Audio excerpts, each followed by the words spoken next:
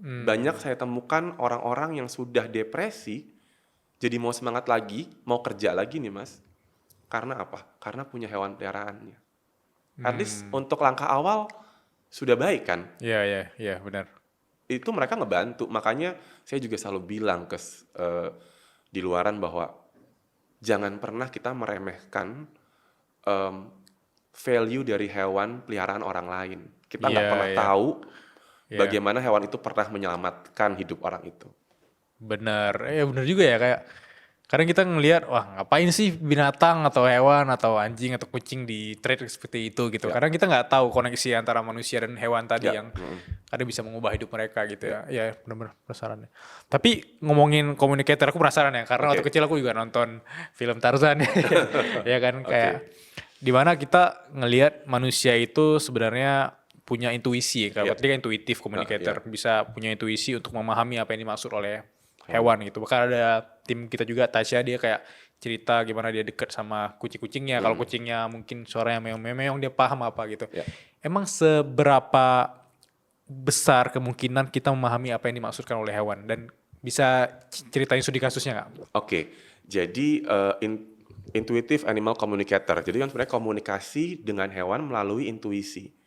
Dengan kita menyelaraskan dulu diri kita nih Mas. Kita mesti selaras dulu nih. Jadi nggak asal ketemu hewan terus langsung connect gitu ya. Ya, mereka kira kayak Nabi Sulaiman kali ya. Iya, iya, nggak ada yang bisa kayak Nabi Sulaiman ya. Tapi maksudnya kitanya mesti connect sama diri kita dulu, karena kita sendiri kan suka nggak selaras nih antara pikiran, jiwa kita, sama tubuh kita. Nah, setelah kita bisa masuk benar-benar di ruang hati kita bisa tenang, kita bisa merasakan energi yang ada dipancarkan oleh hewan di sekitar kita. Dan itu diberikan melalui apa? Melalui panca indera kita, rasa di badan mungkin, atau visual di kepala, dan tentunya setelah itu divalidasi oleh eh, misalnya pemilik hewannya, kalau di case saya ya. Jadi waktu itu misalnya studi case-nya gini. Waktu itu saya datang ke salah satu klien saya, punya anjing. Kliennya nanya, ada yang dikomplain nggak sama si anjingnya ini? Gitu. Anjingnya bilang, aku nggak mau lagi ya naik ekonomi kelas. Terus kalau dalam konteks yang saya nggak tahu kan, saya mikir ini agak halusinasi dong. Iya. Bisa anjing naik ekonomi kelas. Pas saya sampaikan ke guardiannya atau pemiliknya, dia shock karena menurut guardiannya anjing itu cuma sekali naik ekonomi kelas karena selama eh, hidupnya selalu naik bisnis kelas. Kebetulan dari Amerika ke Jakarta ataupun dari mungkin dari beberapa kota di Amerika gitu. Dan menurut anjing itu menjadi sesuatu yang menyebalkan naik ekonomi kelas. Iya. Dan kalau dipikir-pikir, kita mungkin ngeliatnya intuisinya dari mana. Gambaran itu kan saya dapat dari anjing itu. Dan saya konfirmasi lagi ke guardiannya. Dan mungkin ada salah atau benar itu kan sebenarnya bagaimana nanti kita menginterpretasikan. Makanya tadi saya bilang nggak bisa sembarangan orang, nggak bisa juga nggak ada latihan. Iya, benar. Itu ada jam terbang. Dan terakhir, orangnya beneran suka hewan atau enggak? Kalau bagaimana kita bisa memahami hewan kalau orangnya sendiri nggak pernah interaksi sama hewannya? Iya, iya. Maksudnya jenis hewan tertentu ya, gitu. Menarik ya.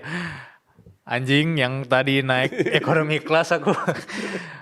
Kita berjuang ya, Mas. Iya, aku 10 tahun loh naik ekonomi kelas. Kalau dapat bisnis kelas alhamdulillah sekali. Kalau iya sih, karena dia udah terbiasa dibesarkan sama bisnis kelas. Ya, Jadi kayak kata Tasya tadi, ada kucing yang terbiasa dikasih whiskas ya.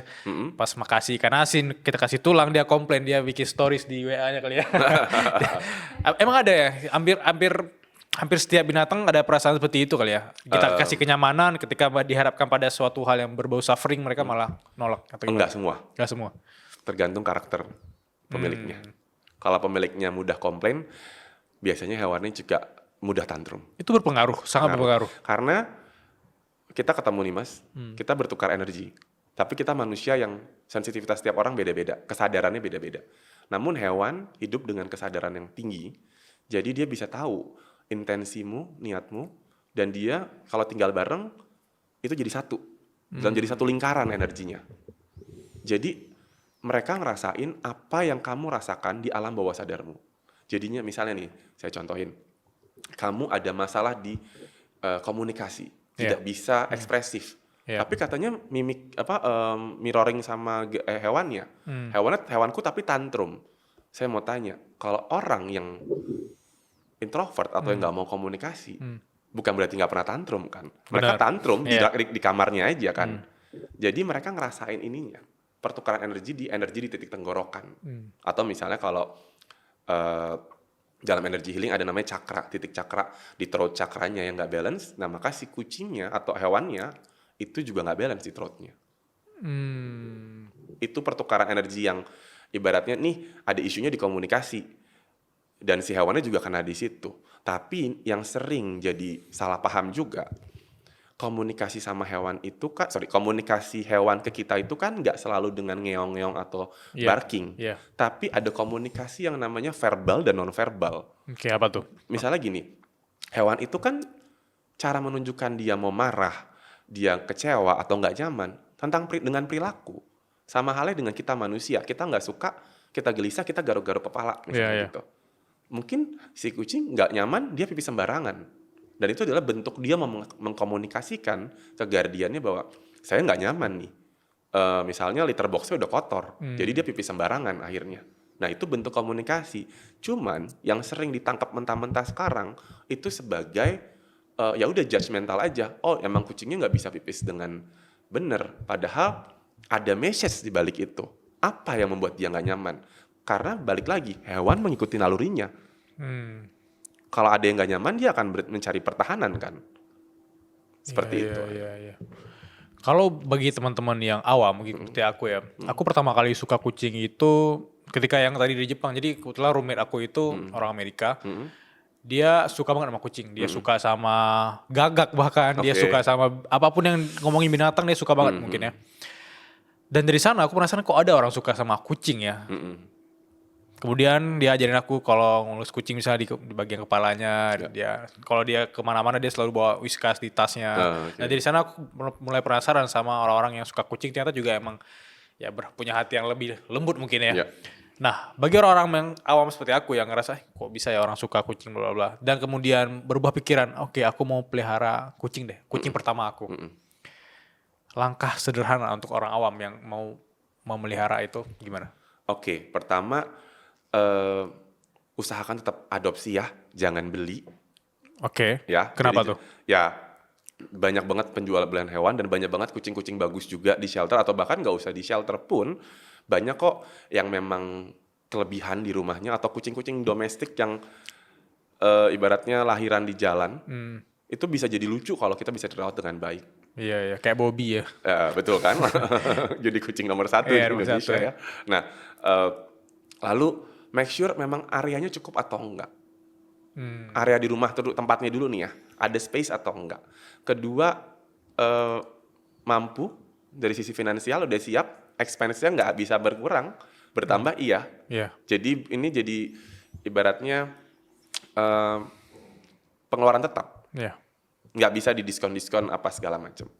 Lalu ini baru dari sisi raganya, ya kan tadi medical care, makanan, tempat segala macam. Terus untuk sisi well-beingnya, apakah keluarga kamu mau pelihara kucing? Ada yang iri atau enggak?